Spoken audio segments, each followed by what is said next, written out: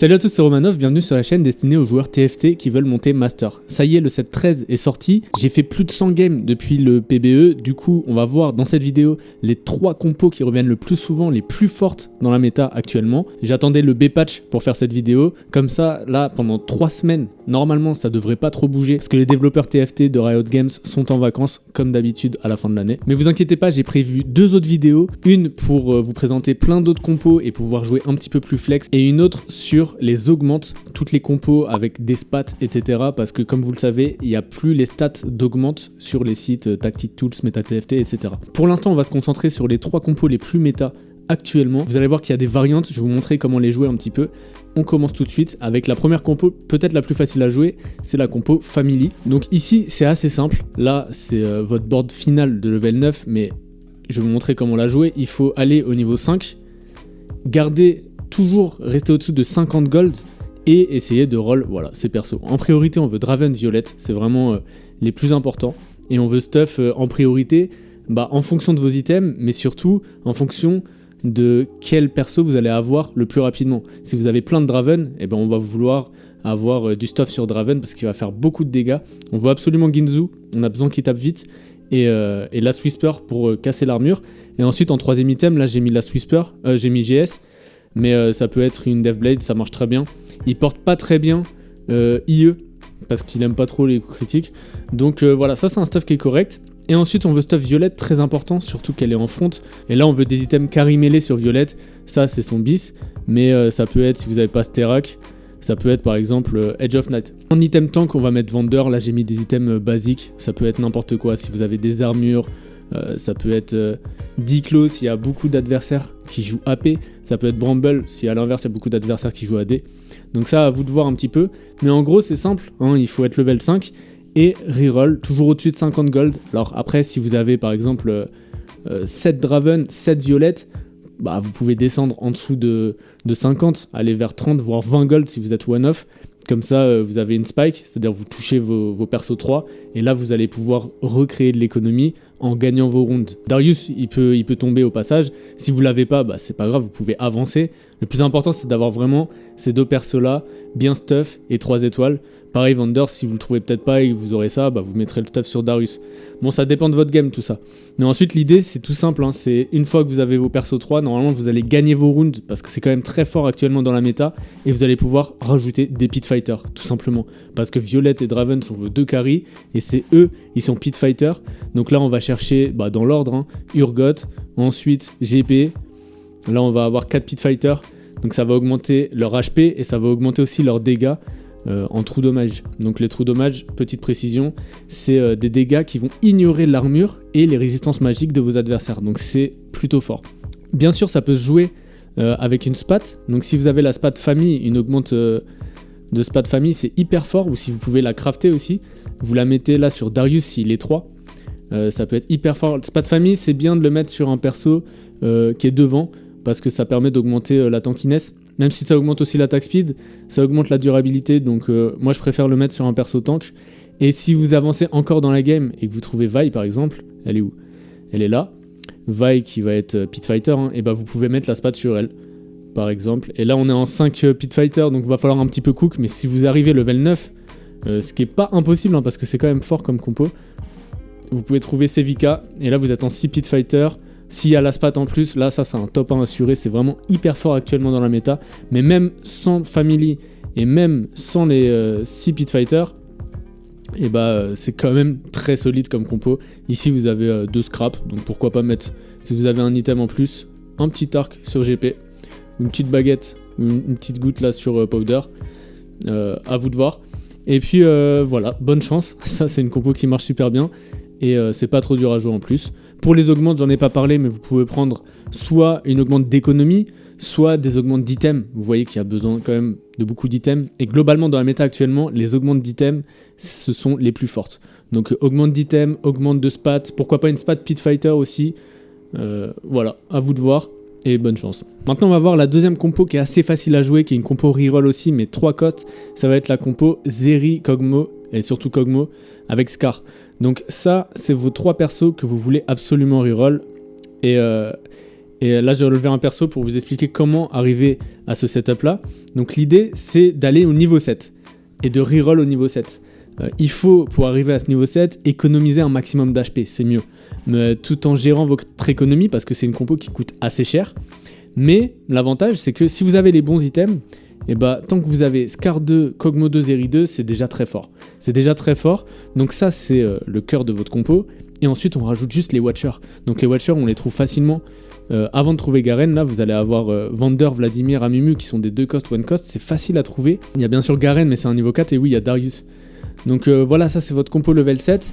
Et vous allez reroll pareil au-dessus de 50 gold pour essayer de trouver vos 3 stars. En priorité, Kog'Maw. Après, si vous trouvez plein de Zeri, eh ben, vous pouvez vous diriger vers Zeri et la stuff en priorité, mais ça sera beaucoup moins fort. L'idée, on veut vraiment Kog'Maw et Scar. Scar, c'est un tank hyper fort parce que non seulement il résiste énormément avec Watcher, Veilleur en français, qui donne de la durabilité, donc qui réduit tous les dommages, et en plus, il va aller stun la backline. Genre, il va vraiment se téléporter, il va dans la backline et il stun pendant 1 seconde et demie, je crois, son sort. En gros, c'est super fort, quoi. C'est super fort. Et quand vous roulez au-dessus de 50 gold toujours, vous allez peut-être trouver Garen au niveau 7. Et là, vous serez pas en 6 Watcher parce qu'il faut être level 8, mais c'est pas grave, c'est quand même fort. Vous gardez Amumu sur votre bench, vous restez en 5 Watcher, même si c'est un petit peu bizarre. Et vous roulez surtout Kog'Maw Scar.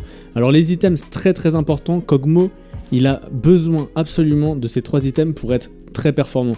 Ginzu, ça va lui permettre de stacker. Et parce qu'à chaque fois qu'il caste, il gagne de l'attaque speed. Donc à chaque fois qu'il attaque avec Ginzu, il gagne de l'attaque speed. Quand il donne son sort, ça donne de l'attaque speed qui va scale avec la Ginzu et ça devient un monstre en fait. Il va taper hyper vite. Comme c'est une compo qui scale, il y a une grosse frontline pardon. Donc ça tank pendant longtemps, les combats durent longtemps et c'est très avantageux pour lui. Et c'est pour ça qu'on veut aussi Archange parce que il va gagner au fur et à mesure du combat beaucoup d'AP et ça va augmenter ses dégâts progressivement. Et la Gunblade aussi, hyper importante parce que pour la même raison en fait, ça va soigner ses dégâts, ils augmentent petit à petit. En plus, il soigne une front lane qui est déjà hyper résistante, donc ça fait durer le combat et c'est hyper fort en fait. Donc voilà, franchement, à part ça, c'est pas trop dur. Sur Scar, vous voulez mettre des items tank, donc Diclo Bramble, c'est vraiment l'idéal, mais après, vous pouvez mettre n'importe quoi. Hein. Vous pouvez mettre une Crown Guard, pourquoi pas. Si vous avez une baguette à tuer, vous pouvez mettre n'importe quel item tank. Ça, c'est pas vraiment un item tank, mais genre Protector Zo. Vous pouvez bidouiller avec ce que le jeu vous donne. Voilà. Et puis Zeri, elle va porter plutôt des items de soutien, c'est-à-dire la statique pour casser l'armure magique des adversaires. Et puis Red Buff pour mettre de l'anti-heal. Et puis voilà, on veut vraiment roll en priorité Scar 3, Kog'Maw 3. Et si vous arrivez à avoir ces persos-là, et après vous passez niveau 8 et vous rentrez le dernier Watcher, 6 Watcher, et ça c'est un top 1 gratuit. Pour les augmentes, vous pouvez prendre des augmentes d'économie parce que ça coûte cher si jamais vous touchez pas trop vos persos. Vous pouvez prendre une spat Watcher, pourquoi pas. Il faut la mettre sur Zeri et comme ça vous permet de roll au niveau 7. Vous pouvez prendre une augmente d'item si jamais il vous manque quelques trucs et que vous n'avez pas eu la prio au carreau, etc. Parce que c'est important quand même d'avoir ce bis Kog'Maw. Par exemple, si vous n'avez pas Ginzu, vous pouvez remplacer par Blue Buff. C'est un peu moins fort, mais c'est le même principe, il va pouvoir caster plus vite. Voilà, compo pas trop dur à jouer et très très forte dans la méta actuellement. La dernière compo qui est hyper forte actuellement dans la méta, c'est la compo Black Rose. Même si elle était un petit peu nerf, ça reste ultra broken. Il y a par contre plusieurs façons de la jouer. Donc ça peut être un défaut si vous êtes à bas elo ou si vous connaissez pas trop le set pour le moment, c'est de vous dire « Ah merde, je suis contest sur Aimer parce qu'il y a une compo Aimer avec des sentinelles. » Et s'il y a beaucoup de personnes qui jouent Aimer, vous pouvez faire un bottom avec cette compo Black Rose qui est pourtant super forte. Mais vous pouvez trouver des variantes. En fait, l'idée dans Black Rose, c'est d'aller au niveau 8 le plus vite possible. C'est pas une compo reroll. Donc, quand vous allez niveau 8 et que vous allez roll vos gold pour trouver un 4 cost carry, un 4 cost AP, en fonction du 4 cost que vous allez trouver, ça va devenir votre carry. Donc, si vous trouvez Aimer, très bien, vous allez faire la version Visionary. Mais si vous trouvez par exemple Silco en premier, et ben ça va être Silco votre carry et vous allez faire une version Dominator. Par contre, si vous trouvez Zoé, bah pareil, ça va être Zoé votre carry et Sorcier en version Sorcier, les 5 Black Rose. Et dernière subtilité, c'est si vous trouvez Elise et que vous avez un Jace par chance, vous pouvez faire une version 4 Form Swapper. et ça va être Elise votre carry, alors que d'habitude Elise elle est en frontline. Donc je vais vous montrer les 4 versions. La version quand même la plus forte, la plus stable, celle que j'ai le plus joué et qui fonctionne très bien, c'est avec Aimer. Le but c'est de trouver Aimer, c'est d'avoir vraiment ces items là qui sont le bis. En fait on veut vraiment au début de la partie un spell crit parce que ça permet vraiment de taper très fort. Et on veut une base d'AP, donc Archange, comme il y a beaucoup de tanks, ça va stacker comme je vous disais avec Kog'Maw. Au fur et à mesure du fight, ça va taper de plus en plus fort. Le Blue Buff, c'est vraiment le meilleur item pour Aimer parce qu'il a que 42 mana. Mais comme c'est une compo flex, comme je vous disais, ça dépend de quel 4 cost vous allez trouver au niveau 8. Moi j'aime bien faire Shojin en début de game quand même. Comme ça, même si c'est peut-être un peu moins fort sur Aimer, Shojin, il y a plus de porteurs. Vous pouvez le mettre après sur Malzahar, vous pouvez le mettre sur LeBlanc. Si vous trouvez la version Silco, bah, il porte beaucoup mieux Shojin et il aime pas Blue Buff parce qu'il a 80 de mana. Zoé pareil, elle aime pas Blue Buff, elle a 80 de mana. Elise pareil, elle a 160 de mana. Donc Blue Buff c'est bien que sur Aimer, c'est pour ça que j'aime pas le jouer même si c'est le bis. Par contre Cassio elle aime bien. Donc vraiment très situationnel par rapport à votre game. Et comme c'est un item qu'on va slammer plutôt en début de game, en early game, pour pas perdre trop d'HP, bah je préfère moi faire Shojin. Ensuite franchement Black Rose c'est pas compliqué parce que on a les champions Black Rose qui sont Vladimir, Morgana que vous allez toucher petit à petit et Cassio, c'est les 3 premiers que vous allez toucher et vous allez avoir un Sion juste 1 star, même pas 2 stars je crois. Et ça c'est votre early game et vous pouvez rajouter des persos soit en vendeur pour avoir plus de tanks et mettre les items sur Morgana. C'est elle qui va porter les items au début. Si vous avez Cassio 2, vous basculez sur elle, etc. Le but, c'est d'aller progressivement au niveau 8 avec cette petite base et trouver des persos, même qui sont pas dans la compo. Et ensuite, une fois que vous êtes au niveau 8 d'abord, parce que là j'ai mis niveau 9, imaginons qu'on n'est pas LeBlanc, au niveau 8, on va pouvoir tout de suite rajouter les Black Rose. Le plus important, c'est de trouver Elise. Ça vous fait 4 Black Rose et ça vous donne un Sion un peu plus fort. Alors 3 stars, c'est que en 5 Black Rose. Mais votre Sion là, voilà, il sera plus costaud. Et on veut mettre des items tank sur elle. En attendant, ça sera Vlad qui portera les items tank. Croneguard c'est correct, mais on veut comme d'habitude les items tank habituels. Par exemple ça, c'est pas le meilleur parce qu'on n'est pas en solo front. Mais Bramble Diclo c'est vraiment la base. Le Sion on veut le mettre plutôt front. Comme ça il va permettre de tanker déjà dans un premier temps. Et d'aller faire une grosse attaque comment on dit, une AOE. Mais comme on dit en français, une attaque de zone. Et ça va stun un petit peu les ennemis, un peu tout le monde en fait. C'est pour ça qu'on veut le mettre au milieu. Et ensuite on avance tranquillement, donc si vous avez Aimer au niveau 8, ça va être lui votre carry. Et on veut Nunu, qui va donner Visionary, et qui va donner Bruiser à Elise. Donc c'est vraiment bien. Et Swain, ça permet de donner Sorcier à Vlad, bon ça c'est anecdotique, mais ça permet de renforcer Elise avec Form Swapper. Par contre il faut trouver Malzahar. Si vous n'avez pas Malzahar, ça peut être Renata en attendant, même si c'est pas très fort. Elle est où ? Elle est où cette biatch ? Voilà, Renata ça permet d'avoir les 4 Visionary, et les 4 Visionary ça permet à Aimer de gagner plus de mana et de stack plus de fois. Les items, une fois qu'on a Elise, on veut les mettre sur elle, une fois qu'on a Elise 2. Et là, on a une compo qui tient la route, mais qui n'est pas encore hyper forte. Si vous avez Aimer 2, et bah vous économisez pour aller au niveau 9, et au niveau 9, on veut poser le blanc, et là, vous devenez vraiment fort parce que vous allez avoir Sion 3. Par contre, il faut vraiment Aimer 2. Si vous avez Aimer 1, il faut rester au niveau 8, rester en 4 Black Rose et chercher Aimer 2. Vraiment, c'est important. Il faut quand même avoir une bonne économie, une bonne gestion de votre game pour jouer cette compo, parce que si vous touchez pas Aimer 2 et que vous êtes contest, ça peut être difficile. Pareil, Elise, c'est un perso qui est beaucoup contesté. Si vous êtes dans ce setup là, ça va pas forcément top 1. Ça va même pas forcément top 4 en fonction de votre elo. C'est pour ça que je vous montre cette compo en dernière.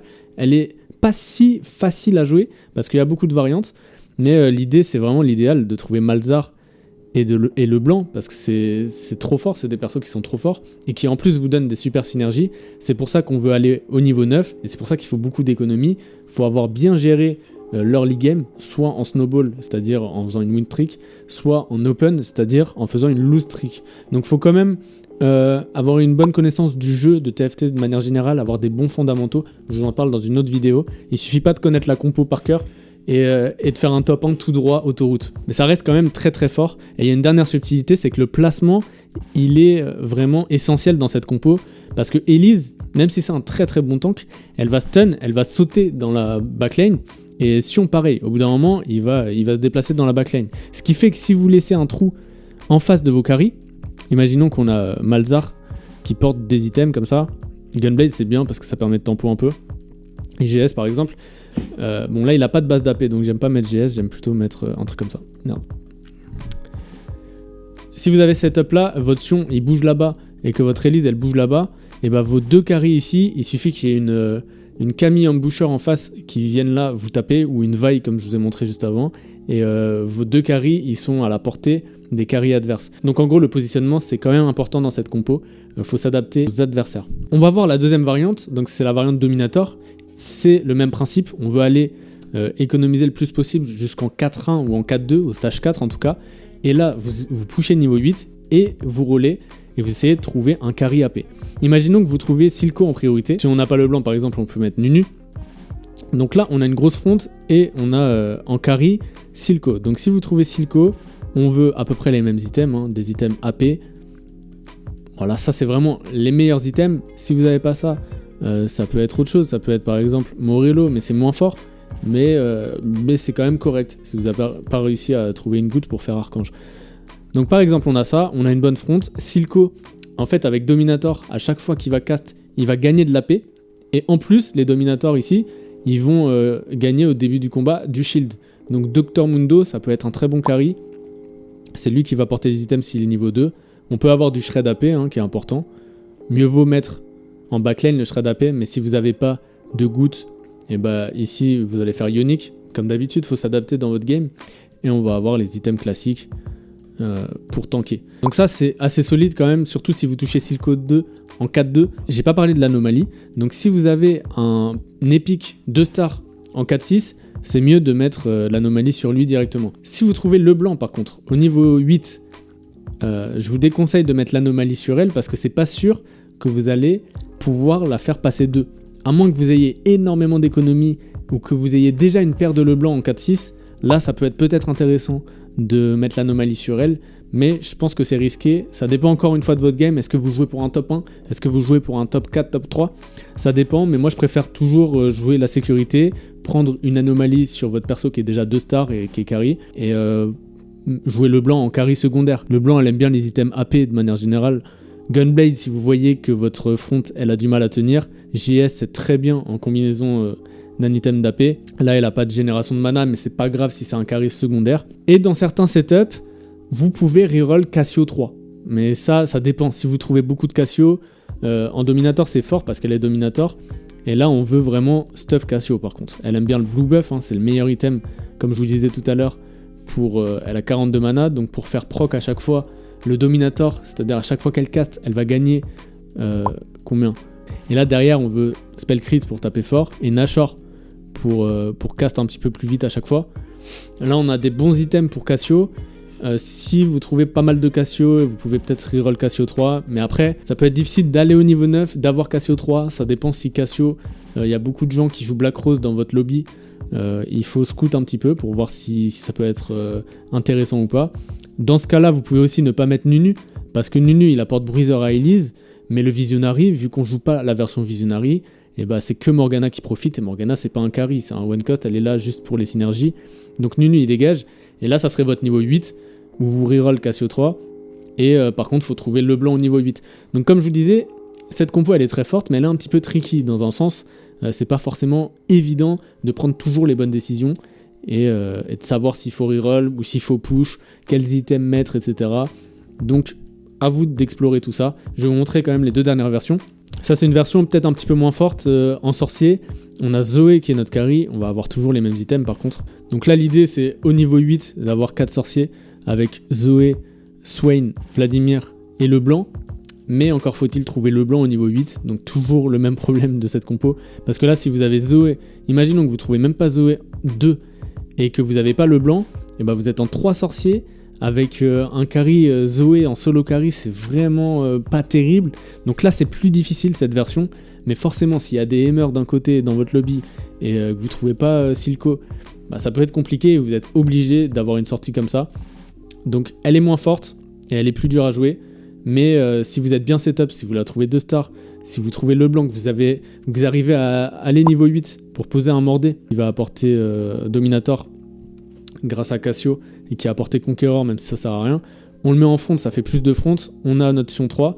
Là, ça reste quand même très fort avec un deuxième carry, là, le blanc. qui va porter des items AP. Voilà, ça c'est un très bon setup avec Elise qui veut porter des items tank. Voilà, par exemple là on peut avoir quelque chose de très solide en imaginant d'avoir tous nos persos 2, mais c'est pas forcément évident d'arriver jusque là parce que Zoé est moins forte. Donc si on est niveau 8 et qu'on touche pas le blanc, ça peut être un peu plus galère dans ce setup là. Mais parfois on n'a pas le choix et ça peut nous éviter en tout cas de faire un top 8, essayer, on trouve Zoé, on fait un top 5, voilà, on joue pour un top 5. Alors que si on veut absolument trouver Aimer et qu'il y a trois autres personnes qui veulent jouer Aimer et du coup vous le trouvez jamais, et ben vous allez faire un top 8 en jouant Black Rose, vous n'allez pas comprendre pourquoi, alors qu'en fait il y a d'autres versions, même si elles sont moins fortes, ça peut permettre d'aller chercher un top 5, pourquoi pas un top 4, parce que c'est quand même costaud si vous arrivez à la trouver vite. La dernière version je l'ai jamais essayé, mais Elise Carry c'est quand même pas trop mal, même si elle a été un peu nerf. C'est la version 4 sorciers et 4 form swapper. Donc en form swapper, quand il y en a 4, Elise elle va gagner 40% de dommages de manière générale, et vos tanks, donc là ça va être tank Swain, le tank principal, il va gagner plus de durabilité. Il va gagner 30% de durabilité au lieu de 15. Donc c'est pas mal, c'est Swain qui va tanker, même si c'est pas le meilleur tank du monde en late game, on a quand même un Sion 3 dans l'idée. Donc ça devrait suffire. Là on a en trouvant Jace et le blanc, donc encore une fois il faut être niveau 9, il faut avoir un petit peu de chance, mais on va pouvoir avoir le petit bouclier de Jace. Donc Jace quand il est en front, il fait pop une sorte de bouclier qu'on veut mettre derrière vos frontliners. Comme ça, ça va donner du shield toutes les 3 secondes, un truc comme ça. Non, ça donne du shield pendant 4 secondes à chaque fois que Jace cast. Donc voilà, et c'est Elise qui va être votre carry. Elle va porter les mêmes items que d'habitude. Voilà, par exemple. À la place du spell crit, vous pouvez mettre un GS. Et le blanc, ça va être le carry secondaire. Encore faut-il la trouver. Voilà, donc ça, c'est le dernier setup. Vraiment, si vous ne trouvez pas aucun carry AP, vous pouvez jouer Elise Carry. Le problème, c'est toujours le même. C'est qu'il faut avoir beaucoup d'économies pour aller au niveau 9. Parce qu'on a vraiment besoin de Jace pour jouer en 4 form swapper. Et que si on n'avait pas les 4, ni 5 Black Rose avec le blanc, là, ça devient d'un coup très très faible. En tout cas, trop faible pour le late game. Mais au moins, ça vous donne une porte de sortie, comme je vous disais, pour pas faire un top 8. Mais au moins avoir un carry AP en backline et faire arracher un top 5, un top 4. Voilà pour cette vidéo, je voulais pas faire trop long. Vous avez les 3 compos vraiment ultra méta à jouer actuellement pour rush le ladder. Si vous avez des questions, n'hésitez pas à laisser en commentaire, je réponds à tout le monde. Et si ça vous a plu, abonnez-vous. Je vais publier les vidéos sur les augmentes et sur les compos flex pour pouvoir avoir plus d'options dans vos games. Je vous dis à très bientôt sur la chaîne pour une autre vidéo.